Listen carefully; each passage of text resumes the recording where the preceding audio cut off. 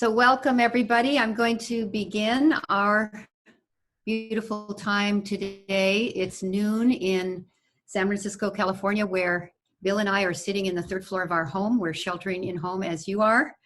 And we are delighted to have hundreds and hundreds and hundreds of people signing in right now. Thank you so much for joining us. This call was budgeted and we told you on the promotion it would be 1 hour starting now to the next hour, but we're going to extend it 15 minutes longer. So it'll be 75 minutes, 15 minutes after the next hour for your planning, if you can stay on, because Charles is such a wonderful, amazing guest and thought leader. We want to make sure there was time to spend with him. So that's how we're starting. And I want to thank everybody for joining us from wherever you are. For making time for this in this really unprecedented time we're living through right now in the world. We also have people on Facebook Live, and at a certain point there won't be more room on Zoom, so you can go to Facebook Live if that's the case. And there will be a recording of this for all of you to access later. So as is our custom at the Pachamama Alliance, this is a Pachamama Alliance call, and I know many of you are from Pachamama Alliance and many of you are from the great following of Charles Eisenstein, who is our speaker and our guest today. We welcome all of you. And it's our custom at the Pachamama Alliance. We work with indigenous peoples of the Amazon to always open sacred space. And you could say it's another way of having a meditation. And Bill Twist and I are the co-founders of Pachamama Alliance with our partner, John Perkins. And we're delighted to host this call. Yeah, I'd just love to say hello to everybody. Welcome. We're going to have a very interesting conversation, I believe, today. So thank you for being with us. So let's begin by closing our eyes. I suspect none of you are driving. If you are, do not close your eyes. But for those of you who are sheltering at home, which I think is pretty much everybody or most people on earth, please take this opportunity to close your eyes and drop into that sweet territory of the breath. And as you follow your breath in and out, drop into the gratitude, the gratefulness of being able to breathe. Given that the pandemic is a respiratory disease, a respiratory virus, we're all grateful, those of us who are not people who have the coronavirus, that we can breathe. And please appreciate in this moment the opportunity to exchange molecules and energy and love through the breath with all living things, with all of humanity and all of our brothers and sisters in other species, the plants, the animals, and the earth herself, as we breathe together.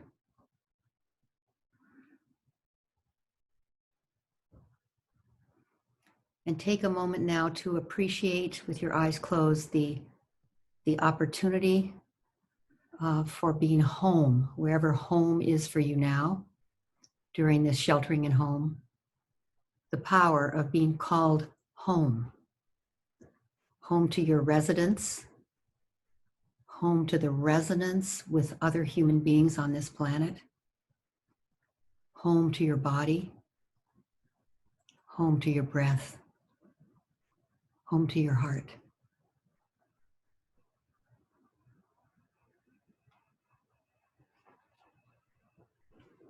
And as you follow your breath, I will read a message from a ceremonial healer that we work with in the Amazon and with the Pachamama Alliance. Some words from the indigenous way of life, Arkan Lushwala. In a deep primordial part of ourselves, many of us have been waiting for something like this to happen. Someone or something powerful and sacred had to intervene in order to stop the destruction of the sources of life. The earth herself has now done so. Viruses are made by the earth. And now as humanity, we are forced to make the sacrifice we could not make from our own will. Painfully now, the sacrifice goes beyond letting go of our comfort and the habits that led to an excessive consumption of goods, not only the basic needs, but also the ones that we consume in excess for pleasure, comfort, and entertainment. Unfortunately, now there is also a sacrifice of human life. With a deep compassion for those who are suffering, I have to say that the earth is still being kind and gentle, that her way of defending herself could be much worse. Our earth, Pachamama, would not be doing what she is doing right now unless there was time to change. The capacity that she has to regenerate is extraordinary, extremely powerful, and in some cases, surprisingly fast. But we have to listen. The earth, she is telling us that the moment for change is now. Let's take about 10 more seconds in silence.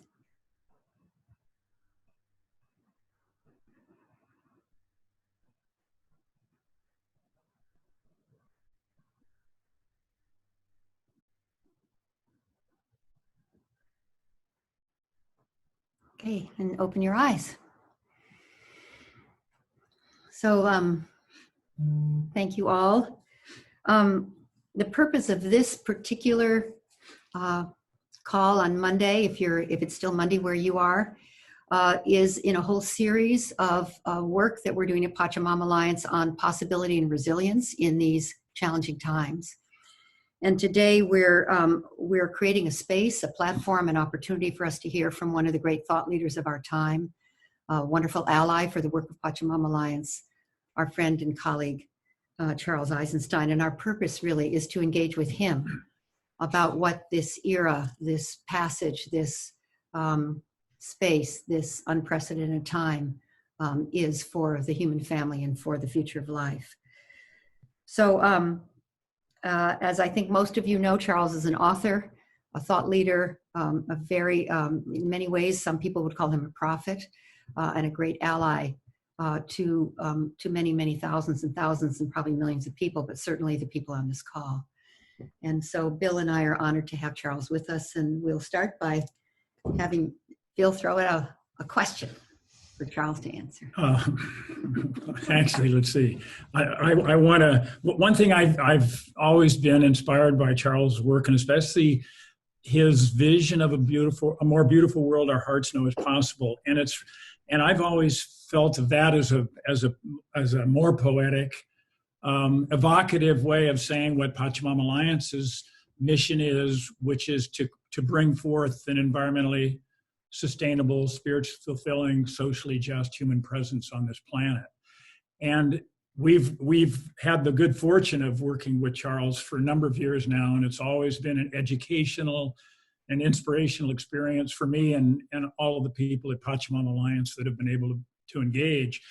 And so, you know, he's written recently about the coronavirus and pointed out how it's like an intervention for us now, possibly, that allows us to really see something we hadn't seen before, maybe be able to choose something we hadn't thought of that it was possible to choose. And I was really inspired by that frame of the coronavirus piece that he wrote.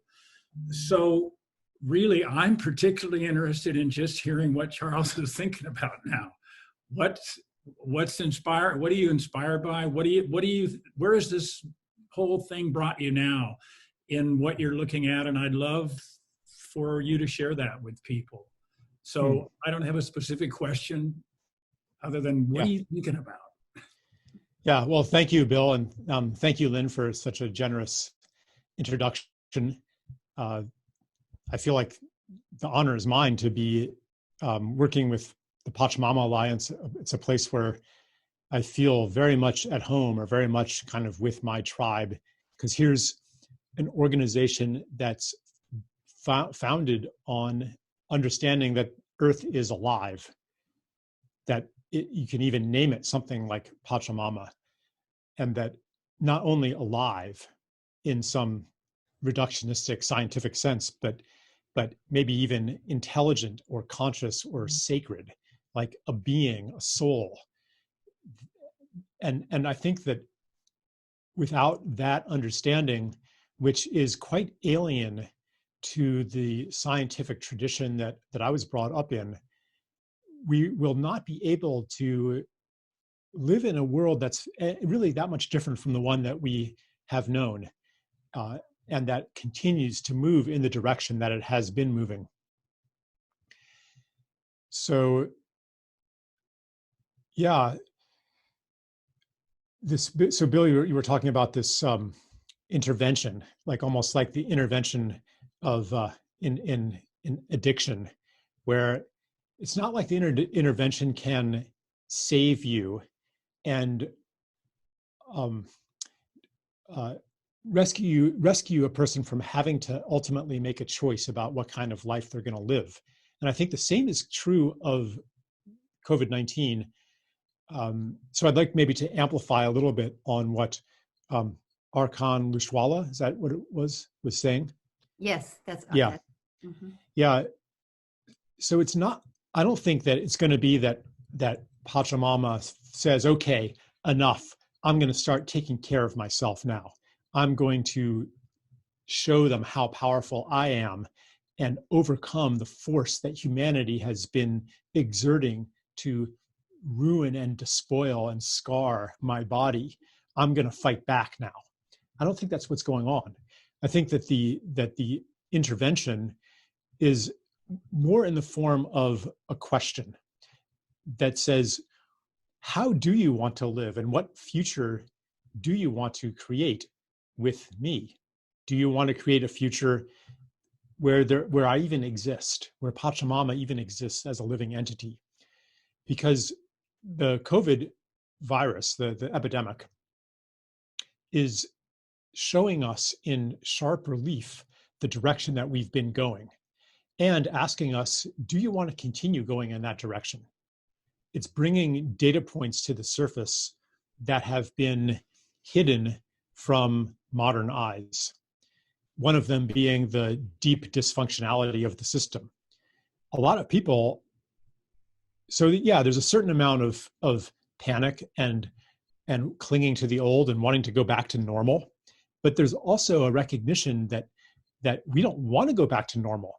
And in fact, many of us have felt stuck in normal and wishing that there was some way to avert the catastrophe that's looming.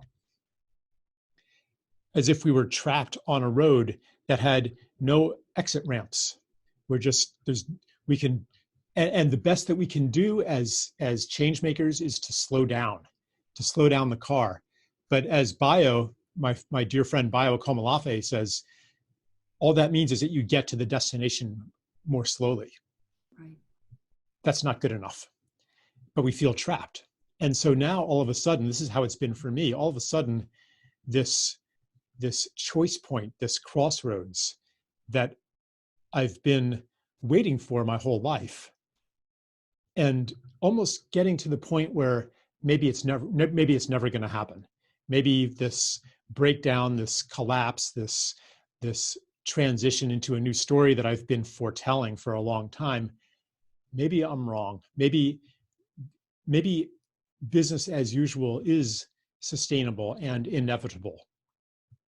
Now, all of a sudden, so even I started to disbelieve in that this initiatory moment would ever happen. And now all of a sudden, like by surprise, we go around the bend in the road, and instead of the road heading off into the same direction that we've helplessly been propelled on, all of a sudden there's a profusion of paths, and we have to stop the car. Now, that doesn't mean that we are delivered automatically unto a more beautiful world, but we have a choice. And we can look down these paths, and I mean, we could continue on the path that we've always been on. And in a lot of ways, that's the first response. That's let's go back to normal. a lot of the responses to COVID-19 have in fact been an intensification, an extension and an intensification of existing trends, like social distancing. Nothing new. Actually, people are becoming more and more distant from each other. So this is just, and building the technological infrastructure to make that possible. Do we ever have to go back to normal? A friend of mine was saying, you know, I sure miss my yoga class, but the woman across the street, you know, she teaches yoga, and maybe we can, you know, have a local thing, and isn't local better? But are you even allowed to go across the street? In some places, no. And do you even need to? Why can't you just do yoga in front of the computer? Why can't you live all of life in front of the computer as we automate and robotify everything else? And you order your groceries online, you have your social gatherings, quote unquote, online, you do everything online. Why can't we continue going in the direction that we've been going and that is being shown to us in such sharp relief? This idea that we can't continue as we have is, in my mind, actually a dangerous idea that depotentiates our power as choosers. And I think that really what the gift of that that Lushwala was speaking of, the gift in this crisis, is that it is awakening us to our choice and telling us that what we thought was inevitable and unchangeable, or at least totally unrealistic to imagine it ever changing, is within the realm of our choosing. Many of the things, and so it's not like we are also, even if it is dedicated toward doubling down on the society of control, we're also seeing how powerful we are when we are unified in common cause to create change. Like a lot of so right now in the US, there's, you know, some X $trillion stimulus plan and bailout plan and infrastructure plan. Like, I don't know how much, $12 trillion, some enormous figure. A few months ago, if someone had proposed that reorganization of social resources, people would have said, that's crazy. That's impossible. That's unrealistic. That is, we can't even consider change on that scale. And now we're considering it. And it naturally brings up the question, what else could we change?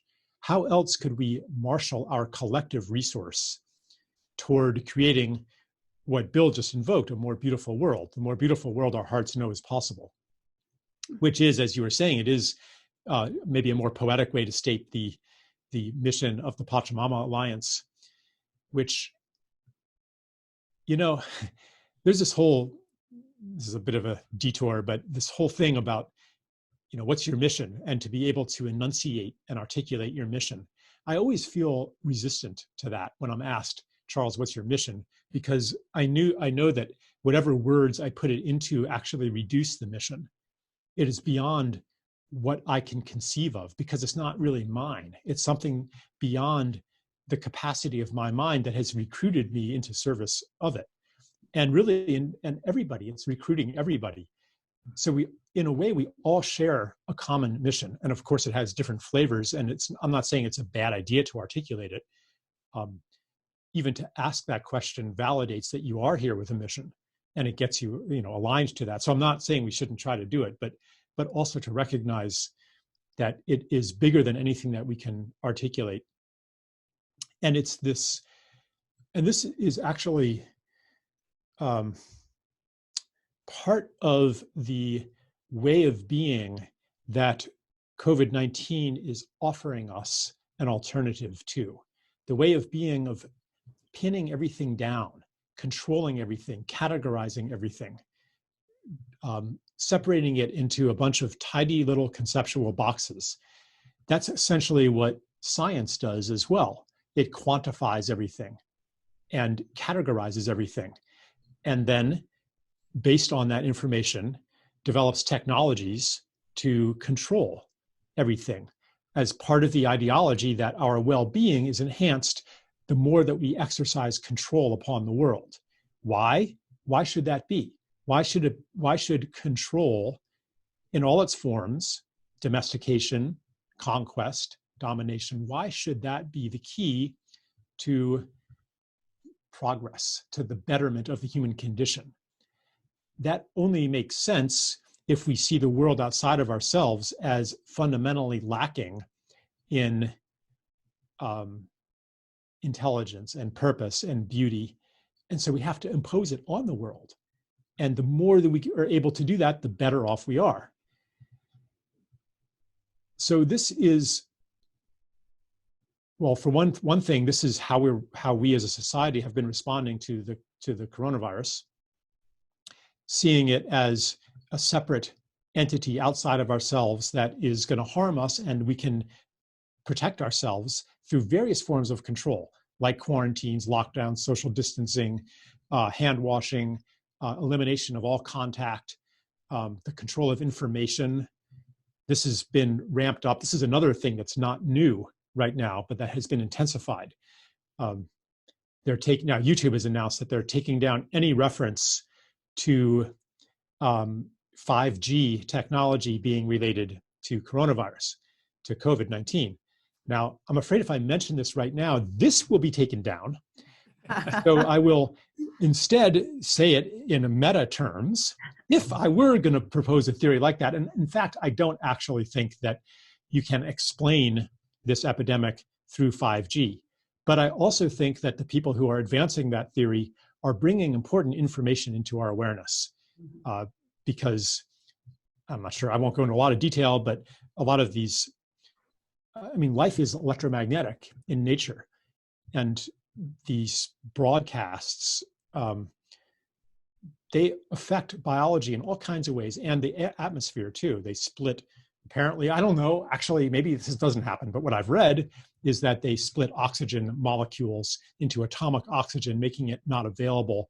So it's like you're getting altitude sickness, even though you're not at altitude, because there's less oxygen available. And anyway, there's like entire narrative webs that are linking this, and this information is being controlled. So I don't know.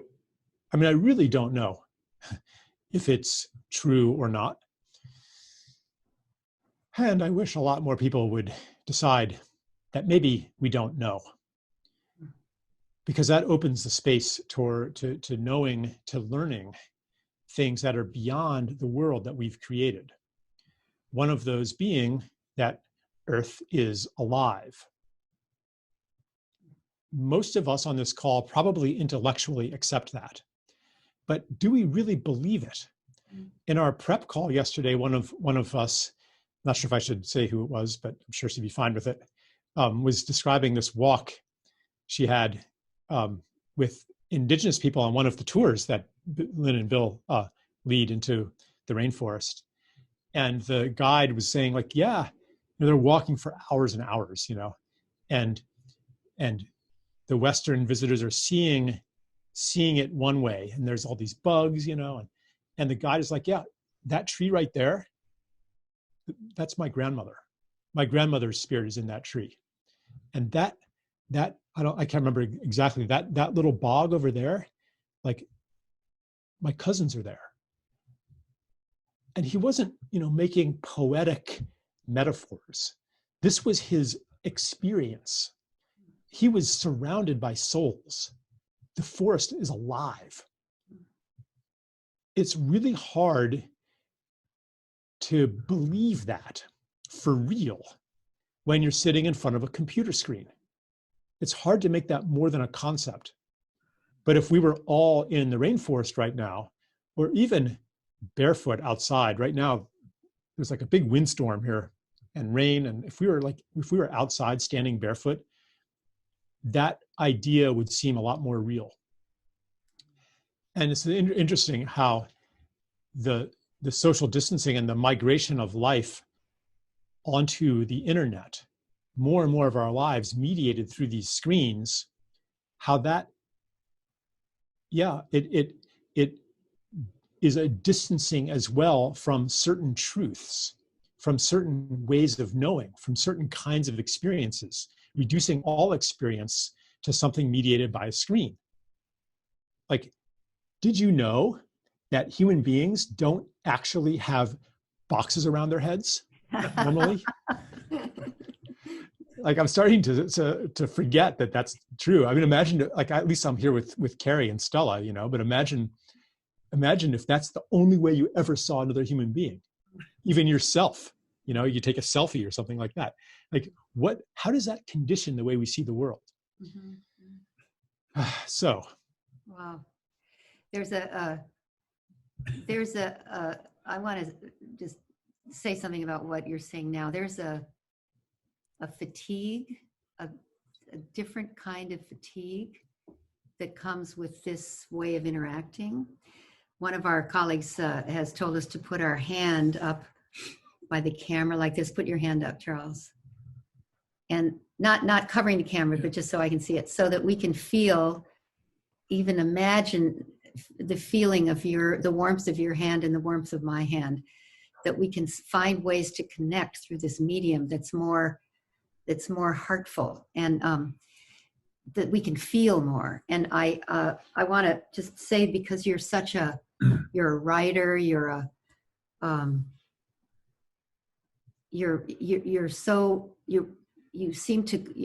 intellect, but you seem to perceive everything through your heart. And this time where we're tested, and it's like fatiguing to work like this, I think at the end of the day, we have a different kind of fatigue, a different kind of exhaustion.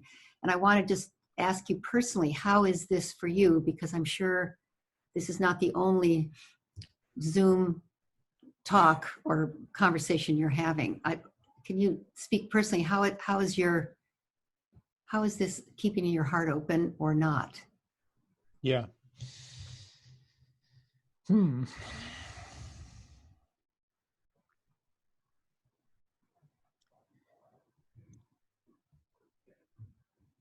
I've been limiting my Zoom calls actually,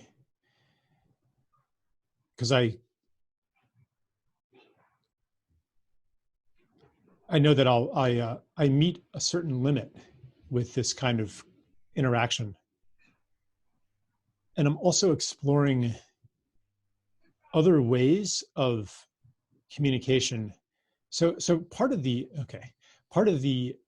ideology of technology, it rests on a kind of reductionism that says that everything about an interaction could in principle be converted into data.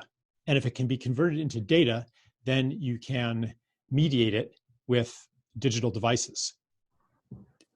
So when a Zoom call is offered as a substitute for other kinds of interaction, and we say, well, why do we ever have to have a conference anymore? Why do we ever have to visit anymore each other? Then you're also implying, and maybe you don't really believe it, but you're also implying that everything about an interaction can be codified, made into a literal codec, made into a video transmission technology, and nothing is lost. And if there is something lost, that's because we haven't fully digitized it yet. Maybe if it's higher definition, maybe if we have some way to digitize smells or something like that, or VR suits, with tactile things, and then we would be able to recreate reality, but recreate it in a way that it's under our control. And I think that everybody listening to me right now, okay, on one level, everyone listening to me right now and watching me right now is watching a digitized and reduced representation of me. And if we were person to person, you would notice things in my face and in my voice that are not accessible via screen.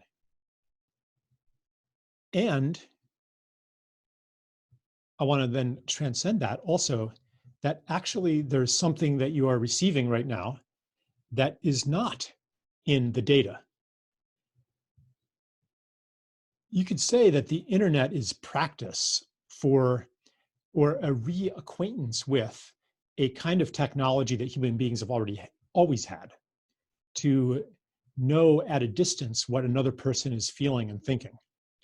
And so the internet kind of reacquaint, or even going back to the telephone, it's reacquainting us with the naturalness of that idea. But it also can stunt or even cause to atrophy these innate capacities. So, like this idea of holding your hand up, I think that's an interesting exploration. And I would like to invite also just that other sense that is no stranger to an Ashwar person, living in the rainforest. This other sense that, in a way, you and I, all of us, are in communication in a way that is not in the data stream. Mm-hmm. Yeah. Yeah. And I think that this boy, because the data stream is pretty confusing right now. I've spent a lot of time trying to understand and to make sense of the COVID-19 pandemic, visiting every possible conspiracy theory, every alternative narrative, all of the different flavors of the official narrative. And I cannot choose based on the data, which I really believe. I have my opinions, and these opinions change according to my mood, according to the state of my, relationships and how I'm feeling that day. But I don't know for sure. I'm pretty sure that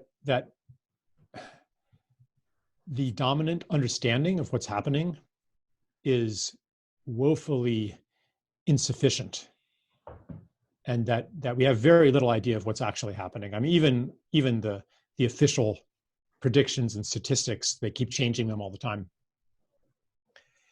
But I think that it really is a moment to access other ways of knowing, just in order to navigate our lives. Like, do you visit your mother? Do you shake hands with somebody? Do you hug?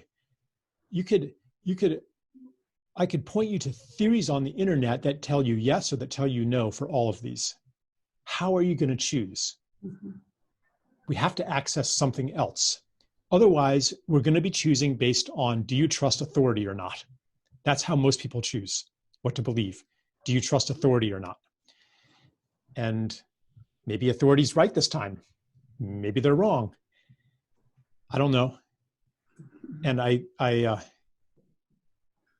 hope a lot of you don't know either, because that's a pregnant place to be.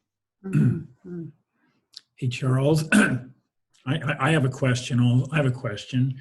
In the Coronation piece, there was a beautiful place where you pointed out how easy it is to orient ourselves or organize ourselves against something that's out there, like an enemy outside. But then you beautifully showed this example of some huge threats to humanity: child mortality from hunger, mortality from depression, suicide, etc., that are even a bigger current threat in numbers anyway than the COVID-19.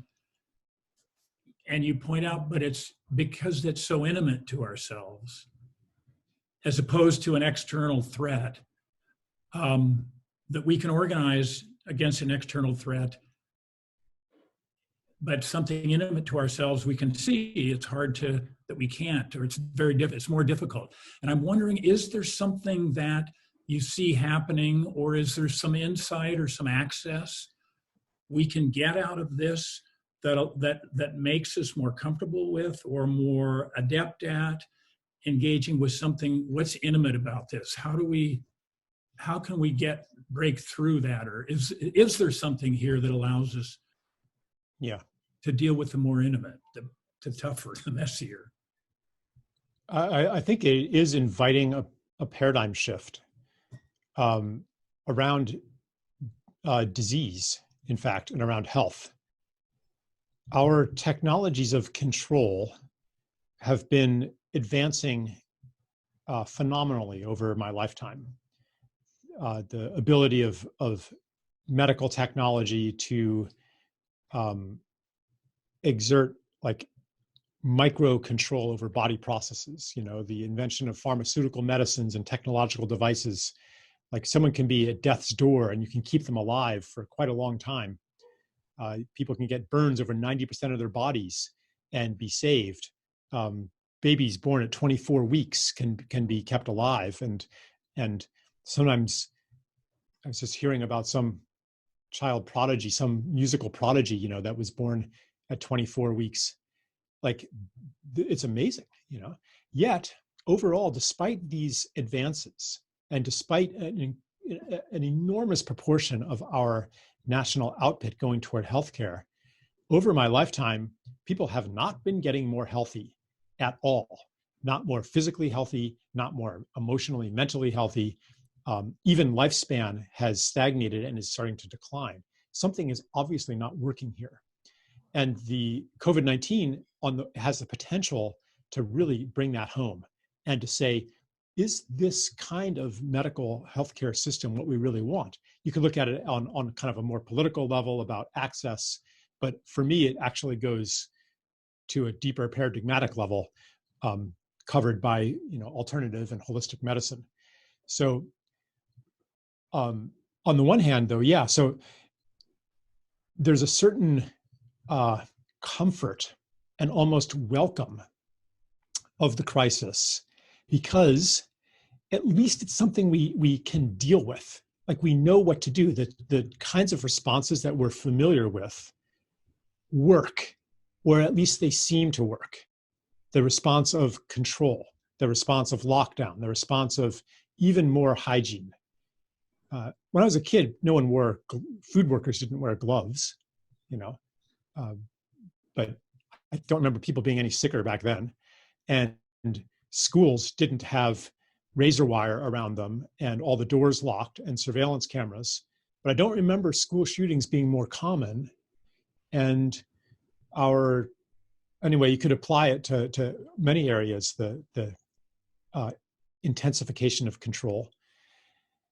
So anyway, so in the midst of all of the crises that beset us, here comes one that it really does look like it's an external bad guy. And oh, good. Now we know, now finally here's something we can do something about, because we felt so helpless for so long. Why? Because as you were saying, our problems are so intimately related to ourselves. There's no virus that's coming in and making people addicted to opioids. There's no external enemy. The Soviet Union isn't coming and making domestic abuse rise. Like we can't fight somebody. And the fighting war is in pure form the regime of control, the technologies of control that I was speaking of earlier. So there's a certain comfort, like finally our tools have a use, or so it seems. But do they? In fact, and I even cited statistics about this, I think in my essay, like in fact, like isolation makes you less healthy, not more healthy. It decreases your resistance to disease. It damages your immune system to be lonely, to be isolated. People, human beings and all beings, life itself does not thrive in isolation. Look at your potted plant. One of mine just died because I gave it a little too much water. It's so fragile. It's susceptible to diseases. Compare that with a dandelion in a field. You can't kill it almost because it's in community. So here the responses of control actually generate even more vulnerability to the things that we're trying to control socially, and then also biologically. Like there was an article a few years back called "Is Excessive Hygiene Making Us Sick?" Because the immune system needs contact, needs a constant influx of information, all kinds of information, even genetic information. Viruses transfer DNA from cell to cell. from organism to organism, even from species to species. Sometimes that DNA is harmful or not useful, and the body has a system to more or less successfully keep that out. Not always successfully, but you get a lot of, like, our genome is something like 10 or 15% of viral origin. It's not that we inherited it all from an ancestor, but life is constantly fertilizing itself across these boundaries of separation. So anyway, this is maybe a longer thing, but part of the paradigm shift is to affirm that life and ourselves thrive in connection, social connection, microbial connection, and ecological connection. And here we maybe get back to some of the core principles of Pachamama Alliance, to reintegrate with this earth and to understand that it's not that our survival necessarily depends on the health of nature, but our well-being does. We could maybe survive in our little isolation bubbles and have, artificial food that they've been developing, in these fermentation vats and hydroponics factories, and control the atmosphere with carbon sucking machines and geoengineering schemes. Like, what if we could survive without Pachamama? What if we are never going to be forced to change? And so, to go back to what Lushwala was saying, it's not so much that that the immune system of the planet is casting us out, but it is, in its generosity, let's say Pachamama is offering us a series of initiatory moments that each one invites us into choice, invites us into sovereignty. That's why I called it a coronation. It's a invitation into sovereignty, so that, because it's not a sovereign who says, well, conditions will change things. I'm just going to let that happen. I'm going to be saved. I'm going to be rescued. That's actually the flip side of a victim mentality. And it's a childish mentality. Mommy's going to take care of it. Ultimately, you could say this coronation is also a coming of age rite of passage for humanity as a collective, where we recognize that we can choose the path that we shall walk. It could be a path toward a dead world, but we're not going to be saved from that choice by coronavirus or climate change or anything else. That's what I think the initiation really is. And yeah, let us, and again, we're being shown a little bit of how big a change we can make. Like, we're being shown that we do have power that we didn't know we had before. Mm-hmm. One of our indigenous colleagues, Manari Ushiwa, said, and I'll paraphrase, but something along the lines of the virus is not a punishment, it's an ally. Part of life, it's an ally, and it's he called it an announcement of the opportunity for a cleanse. And the word cleanse is a powerful part of shamanism, cleansing, letting go. And that to not think of it as an enemy or something we need to attack, but an ally, and there will be suffering, but that it's a cleanse, almost like an opportunity to liberate ourselves if we choose to. Mm-hmm. And I love the word cleanse. Yeah, and we have to make sure, not to be, I don't mean to be heartless here. When we talk about a cleanse or something like that, what about the people who are being cleansed? What about the people who are dying? What about the people who are suffering? What about the people who are in fear?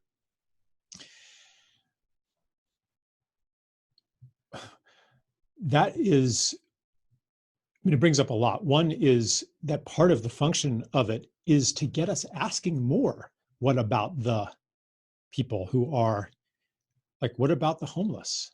What about the people in prisons? What about the people in favelas in Brazil, in third world slums? What about the people who are losing their jobs, who can't work from home, who are Uber drivers and hotel maids? Like, what about them? These people, it's not like they were doing real well before coronavirus happened. People in prisons, people in slums, but they were kind of beneath the surface of society's collective awareness. There was no panic around, oh my God, we've got to do something about all these people suffering, in the same way that there's panic around coronavirus. Even though objectively, way more people have been suffering from the world-destroying machine and the extractive capitalist economy and the imperialistic war machine and so forth than have been suffering from COVID-19. I mean, it's to recycle an old statistic. I mean, 500,000 Iraqi children died from the sanctions. Like 500,000 children died from the sanctions. That is more than have died from COVID-19 total, way more. By the time it runs its course, it still might not kill that many people. Where was this level of alarm back then? Yeah. It was non-existent. It was just taken for granted. It was so this brings to the question, like, why are we so alarmed about COVID-19? And a cynic might say, well, because it might affect you yourself or your parents or something like that. But I think that, and those are, worth asking. It's actually affecting the privileged now. Now we're all of a sudden worried about it. But it is also, in my rose-colored view, it is also evoking and actuating more of our empathic capacities. And people are asking, like, they're more aware of the suffering out there. And so this may be of scant comfort to somebody who's actually gasping for breath right now. But I'm just mentioning this. This is not about like some cold-hearted calculation. We're going to have to sacrifice some people for the cleanse or something like that. The cleanse is not of getting rid of some excess population. The cleanse is to cleanse the obstacles that prevent us from seeing our interconnection to the world and the necessity of mutual thriving. It brings everything that blocks compassion is potentially, at least, being dissolved, or at least, our view is changing a little bit. The blinding circumstances and routines and fog of celebrity news and sports news and the frozen political narratives, like, these are being dispelled, and we have a little bit more room for our basic humanity to come out. And our basic humanity is not dog eat dog. Our basic humanity is mutual care. If you see somebody suffering, you want to help. Mm-hmm. If you see somebody lost, you want to give them directions. Mm-hmm. Like, this is a fundamental aspect of human nature that is obscured in the kind of economy that we have today and the kind of ideology that tribalizes us and holds us in opposition to each other. So if any break in that, as Rebecca Solnit writes about, anytime there's a catastrophe, a paradise built in hell emerges, and solidarity emerges. Like, that's something else that we're being shown now. So yeah, I just wanted to speak to that, just so that we know we're not, being unfeeling here. Charles, I have a question, and I don't know if there was a quote that I came across, I don't know, sometime in the recent past, may have been from you, but it was, before the coronavirus, that it's easier to imagine the end of the world, the end of humanity, than it is to imagine the end of capitalism. We can more easily imagine the end of the world than we can the end of capitalism. And is there something, so is there something going on now? What you were just talking about, is it maybe going to be easier? Is that going to shift? Is there something shifting that could, where that quote won't be as everyone agrees with automatically anymore? Let me add that the loosening of the systems and structures that are rooted in the ideology of separateness allows the oneness, the humanity to be more available, it seems to me. Right. Yeah. Yeah. So, like, again, I don't think that this is automatically going to deliver us from capitalism. Darn. But it is offering us a very clear, a stark choice. And by the way, I would say, for me, capitalism depends on what capital is. So for me, it's not about ending capitalism, but changing the nature of capital. That's what I wrote about a number of years ago. So yeah, it's not going to end the kind of capitalism that we've known. One choice that we have is to intensify it. And we're seeing actually steps toward intensifying capitalism as we've known it, with the massive destruction of small businesses, many of which will not be able to return. So and the increasing dependency on centralized systems of distribution. Like, you have no choice now but to order stuff from Amazon, and it comes to your house. And then there's the whole, this destruction provides empty playing field for large banks and corporations to seize even more territory in what Naomi Klein describes as disaster capitalism. Like that's the default path. And we also have an opportunity to choose something different at this moment. The choice is made stark to us, and we could have a very, very different response to it.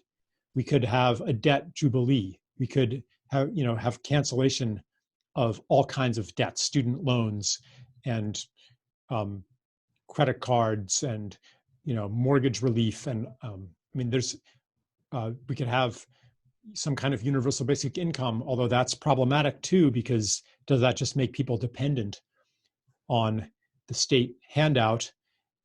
Meanwhile, you can't get a job anywhere else, and you only get your handout if you're compliant and wear your ankle bracelet to make sure that your presence is not unauthorized, et cetera, et cetera. So, but there is this choice point in economics along with everything else. Mm-hmm. Mm-hmm. Yeah. Maybe I'll say one more thing that also has been on my mind a lot. I guess it's kind of related to capitalism as we know it, which is in its linearity and separation from the circular flows of nature. It is an economic system that denies death. It denies or you could say it denies our full participation in life, in the cycle of life, and disconnects us from that cycle. And on an individual level,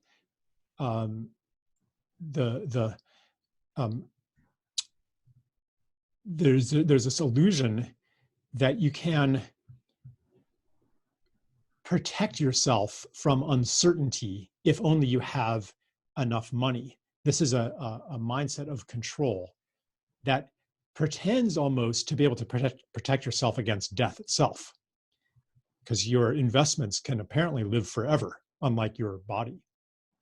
So this death denial represents kind of a substitute for the ultimate ambition or the ultimate conceit of the kind of science and technology and civilization that we've had, the civilization of conquest, of domination.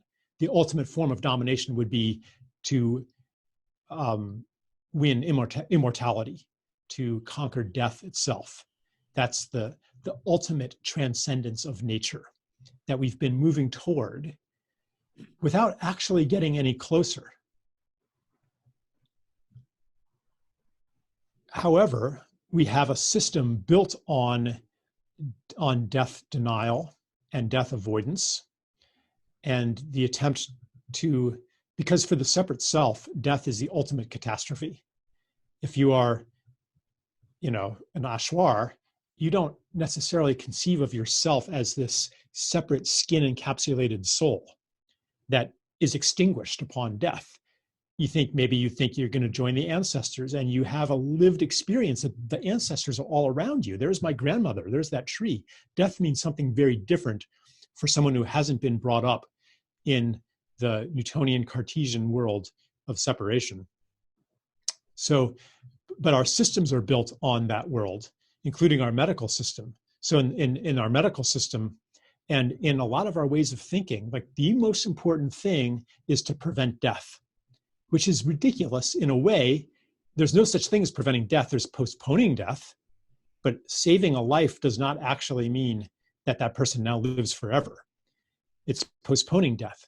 And when we really take that in and bring that data point fully into our awareness, which is not just an intellectual process, but it involves maybe, really letting grief in, the process of integrating loss. We don't do that very well as a culture either. So many ways that we pretend. But if we really bring that in, then we start asking different questions. Not only how do we prolong life at all costs, but how do we live well? And how do we die well? Hospitals do not keep statistics on whether the patient died well. They keep statistics on what percent lived and how long they lived. This is a kind of question we need to begin asking, because there's more to life than making it to the grave. There are trade-offs, there are competing values. Yeah, living, like I do want to live long, but would I be willing to do whatever it takes to minimize risk so that can happen? Would I be willing never to have a hug again if that makes my chances of living longer a little higher? And that's one question for me. It's another question to ask as a society. Like, what if my hugs increase the transmission of some disease that could put you at risk? Like, this decision is not mine alone to make. But as a society, if we continue to uphold life prolongation and risk minimization as our God, which is inevitable from the place of the separate self, then we will continue to march down the path that we've always been on. Ultimately, this choice point that we're offered comes down to a choice of who are we? What do we want to be? What story do we live in? Are we separate selves in a world of other? And as new information comes in, who we are as choosers changes. So if you do not want to go down this path of a totalitarian dystopia, a medicalized martial law, endless war on germs and social distancing, if you don't want to go down that path where we become more and more separate from each other and nature, then we need to spread experiences and information that overturn, I'm trying to choose my words carefully here, and that expand us beyond the story of separation, the separate self. And this isn't just saying, oh, guess what, we are interbeings, but it's also acts of generosity, for example, and compassion, and service, and the solidarity that we're seeing now. All of these things tell us that we're in this together.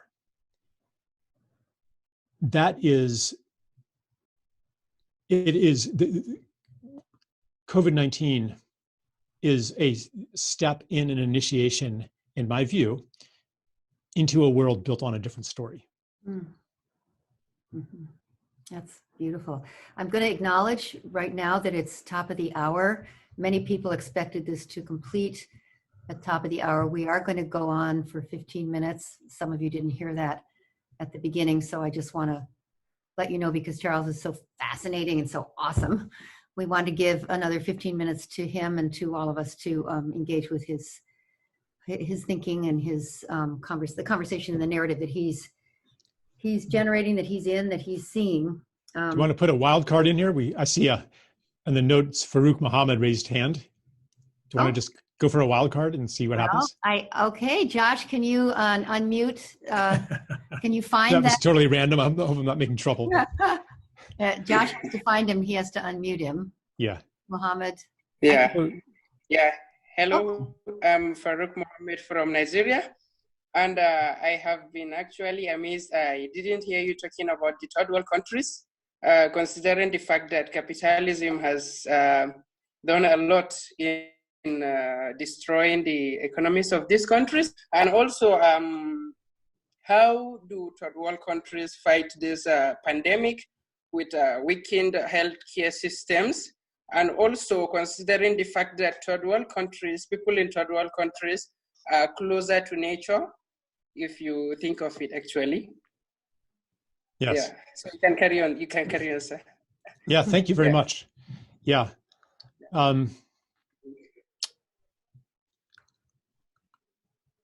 Right. Certainly. Maybe I'll start by saying that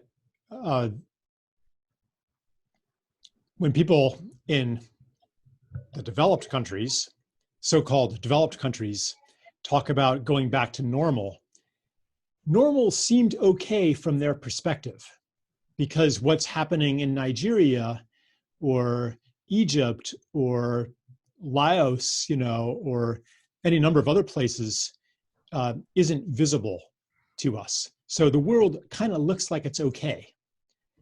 But that also is based on a very limited amount of information, because not only is it not okay to those whose communities and places are being destroyed by runaway capitalism, it's actually not even okay for the privileged. We think it's okay because we compare ourselves to the underprivileged in this society. But in fact, if you want to find really happy people, you'll probably find more of them in Nigeria than you will in corporate boardrooms here. Yeah. Like it's. Sorry for continuing. I also think we have to look at our culture. We have to redefine our culture, because if you look at the cultures of people in third world countries, especially in Africa, for instance, we are closer to family and closer to nature. So we when you talk about fighting stuff like climate change or environmental disasters, I think it's a very good idea we incorporate our culture on how we collectively fight all these environmental challenges we are having. And also, when you talk about destruction of the environment, I think the richer countries are more industrialized, and also there are a lot of resources that are being depleted, thereby increasing the chances of war over resources. So I want you to shed more light on how the third world countries can also be inclusive on yeah. Yes, yeah. You understand my question, I think. Yeah, I mean, and there's so much there that I could respond to, but I'm just going to try to, in like maybe 1 or 2 minutes, at least say something that might be useful. I don't think that the true revolution that we are serving here is really about inclusivity. To say, we're going to let you be like us too. We're going to let you walk the path that we have walked. Because what we've learned is that this path is not worth walking. And what I hope for the Western world, the modernized world, the rich world, is that we say, wow, we've gotten this wrong. We don't know how to do this. Not only have we caused misery around the world, but it hasn't even made us happy either. And that we go to Nigeria, or we go to the Ashwar, or we go to Peru, and we say, sorry, we thought we knew how you should live, but we don't. Maybe you know something that we don't know? What can we learn from being in people who are connected to extended family, who are connected to community, who are connected to place, who raise children without supervising them all the time and not letting them go outside? This is like, you may not know it, but here, like, there are no groups of kids running around outside playing anymore. And if your kid is caught outside unsupervised, even 100 meters from your home, Child Protective Services can come and put you under arrest because you're endangering your child. This is part of the regime of safety and the putting of risk minimization on this altar. Like, we have forgotten how to live and forgotten what's real. And that's not to say, it's tricky because we're not saying, so therefore we're going to continue to hog more of our share of resources because you don't want this anyway. But it's really about a letting go and a humility that recognizes, and this is what Pachamama Alliance is so much about. This is not an alliance that's like, oh, let's save the poor indigenous people and we should respect their culture because even though we know better and they're backward and unscientific, still we should be nice to them. That's not what this organization is about. It's about saying, these people, everything that we've excluded and pushed out to the margins has been keeping knowledge that is now essential for humanity as a collective to meet this initiatory moment. Everything that's been suppressed and kept out needs to come back in.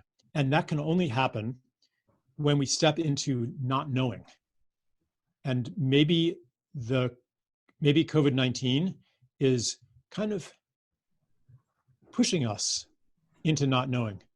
And as for what to do about it in the third world, this gets, it's interesting that it has not been as severe in the third world. There's a lot. I don't think we understand this epidemic very well. I don't think we understand why Sweden, which has kept everybody in school and not had any lockdowns, is having fewer cases than per million per capita than England is. Like, there's a lot we don't understand. And maybe the trajectory of the disease will be very different in Africa and Southeast Asia and South America. I don't know. There's a lot I don't know. But I would just say, if I had any advice to offer, it would be skeptical and think for yourself, because the answers obviously are no longer, if they ever were, they are not coming from my culture anymore. Wow, thank you. We're coming to the end of our time with you, and I know I really want Tracy to ask her question like she did yesterday when we were preparing for this, but you also said you'd like to end with the guided meditation, and then I have some announcements. So somehow, okay. Let's start with Tracy, and I'll flow into it. Yeah. Okay, Trace, can you unmute Tracy, Josh, Tracy Apple, so she can share her question? Yeah, 7 minutes. We can do it. Yeah. Okay. Yeah. I need a couple minutes at the very end. Got it. Okay.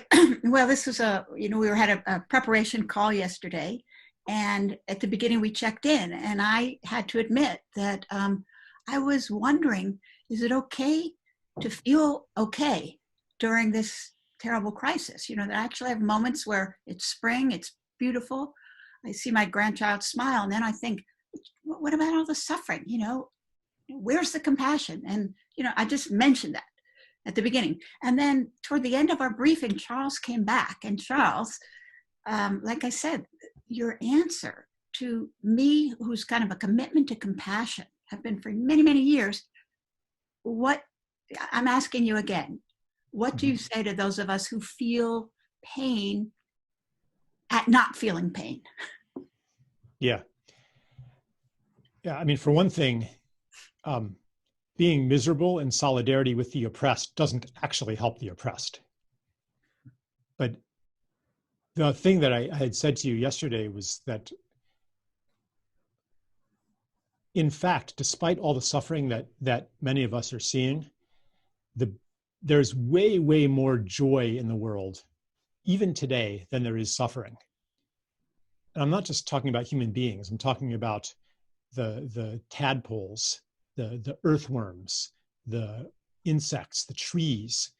If you look at tadpoles wriggling in a stream, they are in joy. They are in ecstasy. They are fully exuberant in their life force for most of their existence.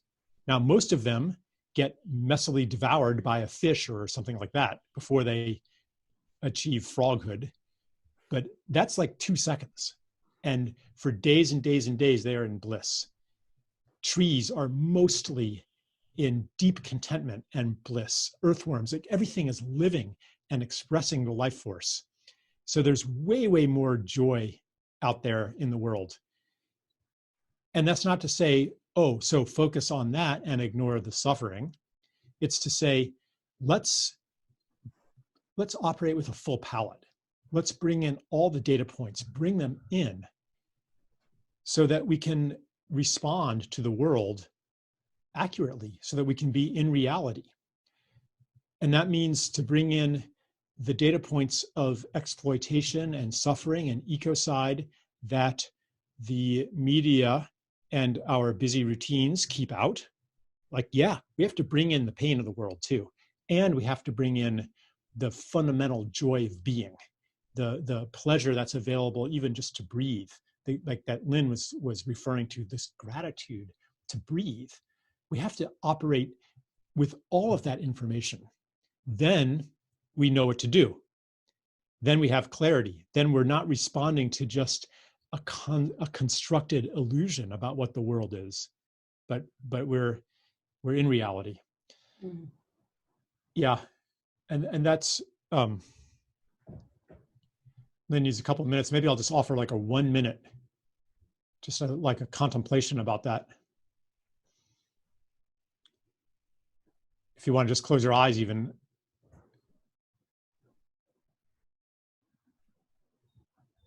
To know that whether or not you consciously try to bring it in, all of it is alive inside you right now.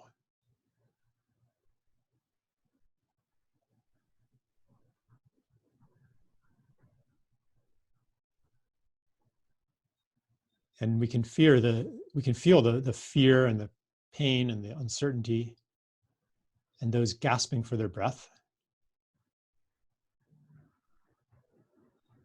But those tadpoles are in us as well. And the pulsing of life with joy.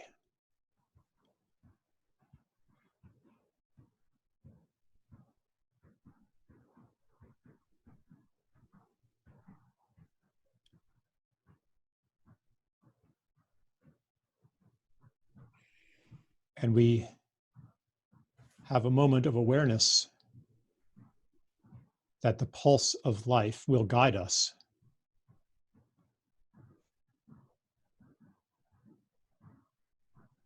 And is always with us.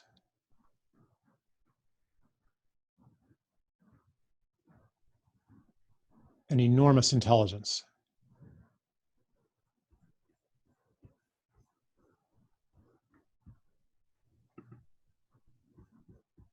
And with gratitude for this non-digitized information, we can open our eyes. Thank you, Charles. Thank you so much. Well, just a few things to say at the end of this beautiful conversation with you, which has been really beautiful and part of the more beautiful world we all know is possible right here in our hearts. This is part of the Resilience and Possibility in These Times series, this time with Charles, and we do this every Monday. At noon every weekday, we're hosting community sacred space rituals at Pachamama Alliance, like we experienced at the beginning of this call, really that offer a moment of calmness and connection with one another in the spirit of life. Sacred space rituals are led by different practitioners each day and are open to the public, and they're like 10 minutes long at noon Pacific time. And additionally, we are offering mini workshops designed to help us get through these times with resilience and grace and get in the kind of action that we feel can make a difference. And these mini workshops begin this Friday. This week's workshop is Staying Centered in These Times, led by our friend and activist Will Grant, teaching powerful tools for finding awareness, strength, and compassion in this complex and most emotional sea that we're in the current situation. And then next Wednesday, the 22nd of April, which is the 50th anniversary of Earth Day, celebrating 5 decades of incredible work by thousands, probably millions of organizations, certainly hundreds of millions of people in service of the ecosystem in which we all live. Pachamama Alliance is offering an Earth Day Summit with 20 speakers, including Charles Eisenstein, Paul Hawken, Van Jones, Annie Leonard, some of our indigenous leaders and ceremonial healers. Please join us. All of this is on our website, pachamama.org. And then, of course, as you all know who know me, I never miss an opportunity to invite you to make an financial contribution to the work of the Pachamama Alliance. And you can do that on our website or in the chat. There's information about how to do that.